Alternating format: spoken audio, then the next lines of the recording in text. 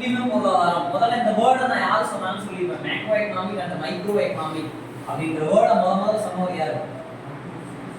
எந்த ஆண்டு சொல்லியிருப்பாரு?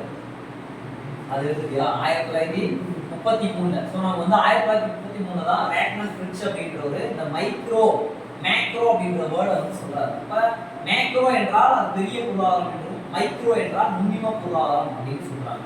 அப்ப பெரிய பொருளாதாரம் மற்றும் நுண்ணிம பொருளாதாரம், அது என்ன சார் பெரிய பொருளாதாரம் அப்படின்னா ஒரு நாட்டினுடைய பொருளாதாரத்தை முழுமையாக படிப்பதே நமக்கு வந்து பாத்தீங்க அப்படின்னா என்ன சொல்றாங்க அப்படின்னா பெரிய பொருளாதாரம் அப்படின்னு சொல்றாங்க.